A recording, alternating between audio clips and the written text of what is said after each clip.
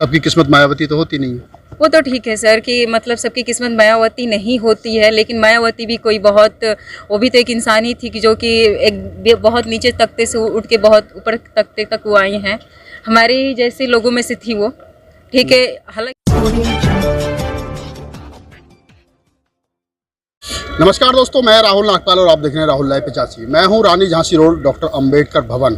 अंबेडकर भवन पर आज पॉलिटिकल जस्टिस पार्टी का कार्यकर्ता सम्मेलन था, प्रतिनिधि अधिवेशन था एक तरीके से कहा जाए तो, और उसमें बलिया डिस्ट्रिक्ट उत्तर प्रदेश के पूर्वांचल में पड़ता है। वहाँ से चल कर के एक छोटी बच्ची जो है वो आई है, कंचन नाम है उनका, और उनसे भी जानने की कोशिश करते हैं कि वो क्या करती हैं और इतनी छोटी सी उम्र में राजनीतिक जो सोच है वो कैसे डेवलप हुई है। कंचन, स्वागत है आपका। कहाँ से आए पहले तो बताइए। सर मैं बलिया जिले से आई हूँ जी, और मैं वहाँ की महिला विंग्स की जिलाध्यक्ष हूँ। महिला विंग की जिलाध्यक्ष हैं पॉलिटिकल जस्टिस पार्टी की जी। तो राजनीति मतलब कैसे इतना अभी तो मतलब लगता नहीं कि आप राजनीति को बेहतर समझते हैं। नहीं सर, ऐसा नहीं है। राजनीति मैं समझ नहीं सकती हूँ। मेरी हिसाब से तो उम्र कोई नहीं होती है राजनीति करने की, और मुझे लगता है कि इसमें मैं बेटर कर सकती हूँ, और अपने इस ये पॉलिटिक्स जस्टिस पार्टी की वायदों पे मैं खरा उतरूँगी, और महिलाओं का मैं सोच को आगे ले जाऊँगी। और जैसे कि हमारे समाज में महिलाओं को कोई भी बराबर का दर्जा नहीं दिया जाता है, चाहे पढ़ाई हो या चाहे किसी भी क्षेत्र में हो, कुछ नहीं किया जाता है। आज भी वही पॉलिटिकल जस्टिस पार्टी क्यों सर? ये मुझे इसके सारे चीज़ें मुझे बहुत अच्छी लगती है। जैसे कि मुझे मान सम्मान, लड़कियों की इज्जत, जैसे कि आप देखे ही हैं अभी।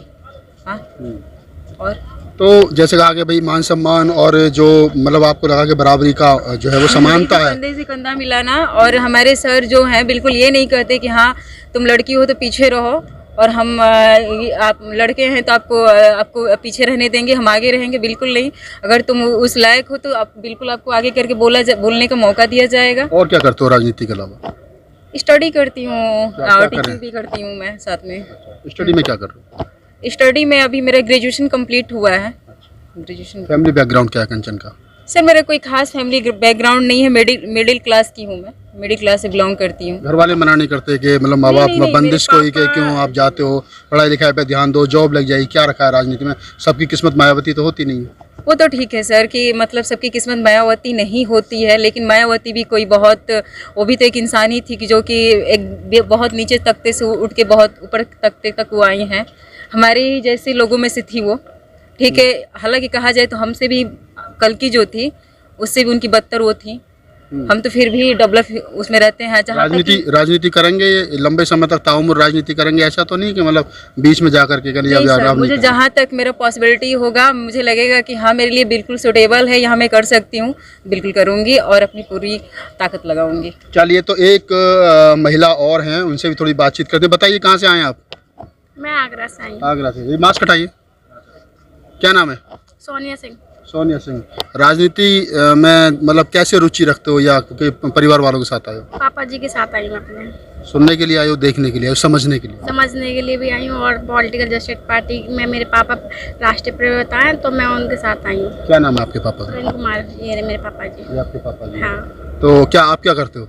मैं स्टडी करती हूँ। कौन सी क्लास में? BA हो गया मेरा।